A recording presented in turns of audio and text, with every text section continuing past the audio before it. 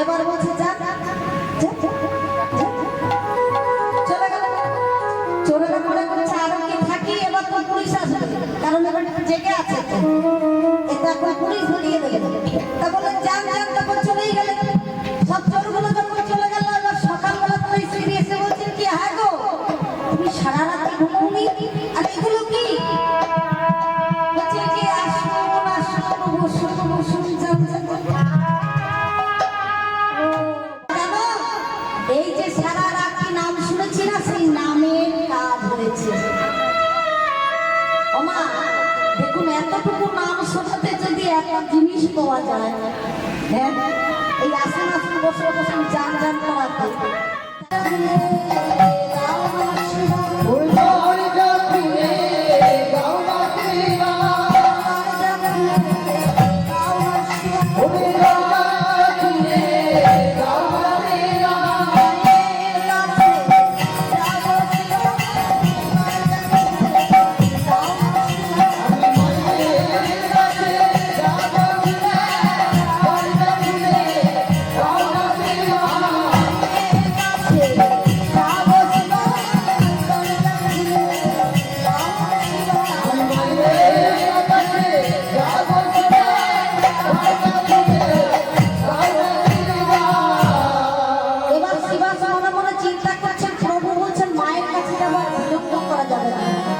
হরিরাম করতে করতে চলে গেলে, প্রভু আপনি তো নাম করছেন, আপনি যে নাম করছেন কি রাধা কৃষ্ণের নাম, আর আমরা কি নাম করব? আপনাকে আজকে পেয়েছি কিভাবে? রাধা কৃষ্ণ মিলিত থেকে গোবিন্দের তো রাধা নামের রাধ এসেছেন তোরা, তা আমরা কি নাম করবো? শিবাস নাম করতে করতে যাচ্ছি কি মায়ের সবাই মিলে বলবো, ভজ গৌরাঙ্গ জপ গৌরাঙ্গ রাম গৌরাঙ্গের নাম রে, ভজ গৌরাঙ্গ জপ গৌরাঙ্গের নাম রে, ভজ গৌরাঙ্গ জপ গৌরাঙ্গ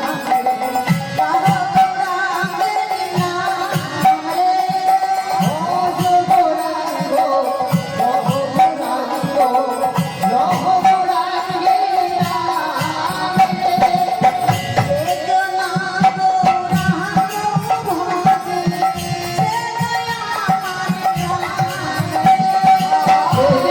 রে, ভজ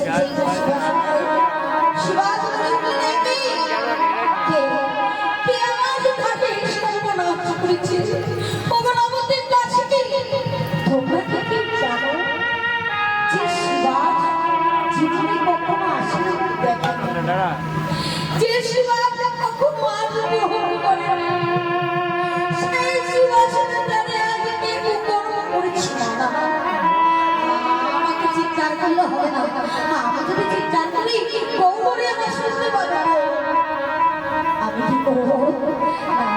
আমি কাউকে দেখে পরিষ্কার করি,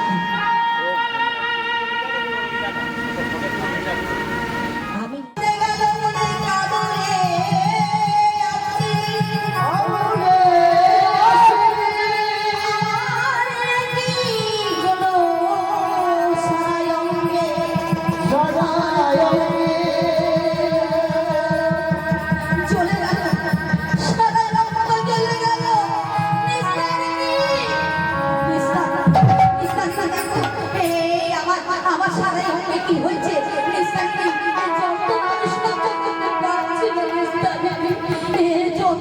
সহ্য করতে পারছি না। স্বামী, জেনে করো না জেনে করো পাপ করেছি। যে পাপ তুমি করেছো, এই পাপ ঘটনা কি তুমি আমার কথা শুনেছো? আমাকে জিজ্ঞেস করেছো তো যে নিস্তারিণী এই কাজ করবে কিনা? এখন আমি কি করবো বলো? বেশ দেখছি তারা বদ্ধ দেখে আছেন। ওমা, দেখবেন নারী জাতির কলঙ্ক হয় অনেক আমি সেবা করতে চাই, কিন্তু স্বামীরা যদি ধর্ম করে ধর্মের ভাগ সবাই নিতে পারে না, পাপের ভাগ কিন্তু কেউ নিতে পারে না। কারণ কি? দোষ রত্নাকর যে পাপ করেছিল, সে পাপের জন্য সে রাম নাম মুখে উচ্চারণ করতে পারছিলেন না। সেই রাম নাম উচ্চারণ করতে পারছিলেন না বলে বললেন, ওরে রত্নাকর, যতই ডাকাতি করিস, যতই চুরি করিস, গুরুমুখ হয়ে একবার রাম নাম উচ্চারণ কর। এই রাম নাম বলে তুই উদ্ধার হবি। একবার বল, রাম রাম। আরে যে ডাকা, তার মধ্যে রাম নাম আসবে কি করে? ও তো মায়ের মূর্তি ছাড়া কিছু জানে না। সে কি করছে? মা রাম নাম আর উচ্চারণই করতে পারছে না। সে বললেন, তাহলে গুরুদেব বলে শোন, এই যে বৃক্ষটি দেখেছিস, এই বৃক্ষটি কি? এটা দেহ রেখেছে। একে কি করবি? মরা মরা মরা মরা। ওই মরা মরা জপ করতে করতে রাম নাম মুখে এসেছে। যেই না রাম নাম মুখে এসেছেন, বললেন আজ তুই উদ্ধার হয়ে গেলি। যেদিন ওই রাম নাম রাম নাম রাম নাম জপ করছেন, সেদিন স্বয়ং রামচন্দ্র সে তার কাছে দাঁড়িয়েছে। রত্নাকর, আজ আমায় দর্শন করে নাও, তোমার এই রাম নাম মুক্ত হয়েছে, তোমার রাম নামে মুক্ত হয়ে গেছে। এসো রত্নাকর, তুমি আজ থেকে আমার শিষ্য হয়েছে। সেই দিন মাগো, যেভাবেই নাম ভজো নাম ভজো, নাম চিত্ত, নাম অনুসার, পুরী যুগে হরি ছাড়া গতি নাই। সেই নাম যেভাবেই করো, কিন্তু সেই নামের মধ্যে সবকিছু আছে, পাপের মধ্যে কিছু নেই। পাপের ভাগ কেউ নিতে পারে না, ধর্মের ভাগ সবাই নেবে। স্বামী যদি রোজগার করে আনে, তাহলে আমরা বলি অর্ধাঙ্গিনী আত্মের ভাগ আছে, কিন্তু সে যদি পাপ করে সে ভাগ কেউ নেব না। হ্যাঁ, তুমি যে পাপ করছো আমাকে তো বলো, সে পাপের ভাগটা নেবে। তাই নিস্তারিণী বলছে, তুমি যখন এই কুকর্মটা করেছিলে, একবার কি আমায় জিজ্ঞেস করেছো? নিস্তারিণী, আমি সুভাষের কাছে যাচ্ছি, কি করবো? আজ তুমি আমায় বলছো যে নিস্তারিণী, আমার এই যন্ত্রটা। আমি দেখছি বৌদ্ধদেরকে দেখছি, বৌদ্ধ ডাকতে গেলে এদিকে চাপা মায়ের কাছে লুটিয়ে পড়ে বলছে, মা মা ভবানী, সারা জন্ম তোমার সেবা করে গেছি মা, কিন্তু একটা যে তোমার সেবা করেছি, তার বদলা তোমার এই দিলে সারা জন্ম সারা দে মা ভবানী। বারবার যখন ডাকছেন, শ্যামা মাকে এতদিন পুজো করেছি, শ্যামা মা বললেন, চাপা চাপা, আজকে তুই যে বৈষ্ণব অপরাধ করেছিস, এই বৈষ্ণব অপরাধের ক্ষমা কোনোদিন হতে পারে না। কিন্তু তুই কি জানিস চাপা, তুই যার কাছে এই অপরাধ করেছিস, আমায় তুই ডাকছিস। আরে আমার স্বামী হচ্ছে পরম ভোলানাথ, সে যে পরম বৈষ্ণব, সে তো সদা সর্বদাই পঞ্চমুখী রাম নাম জপ করে, আর তার স্ত্রী হচ্ছে আমি।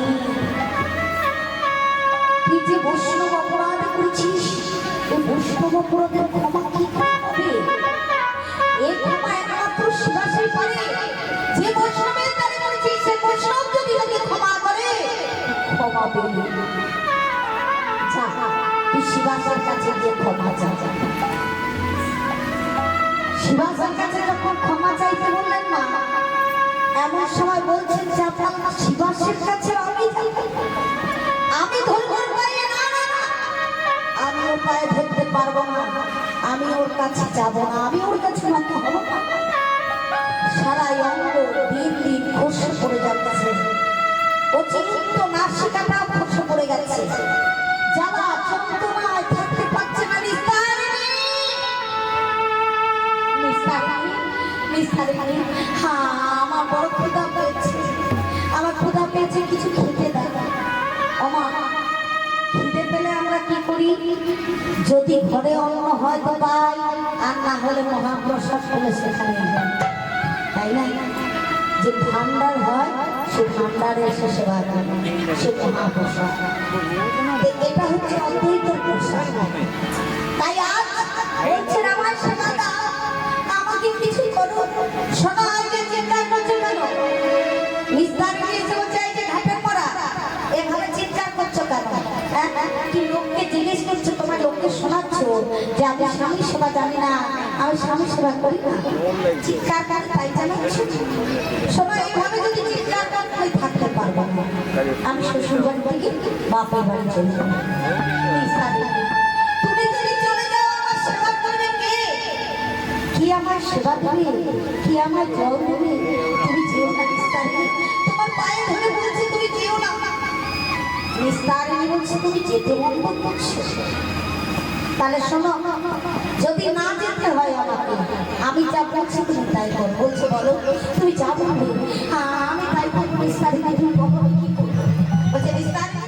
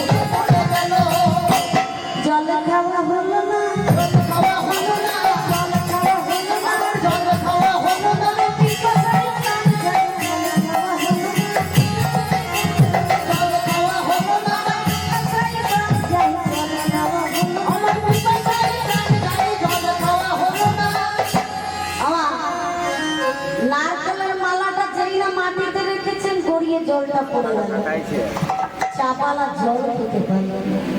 পিপাসায় তৃষ্ণায় ক্ষুধার্ত হয়ে আস্তে আস্তে ধীরে ধীরে চাপালা বলছে নিস্তারিণী, নিস্তারিণী, আর প্রাণে প্রাণে একটু জল জল আর পেল না। ধীরে ধীরে দেহ যখন আর চলতে পারছি না, উঠতে পারছি না, নিস্তারিণী বলছে কোনো সারা নেই, তাহলে কি মারা গেল?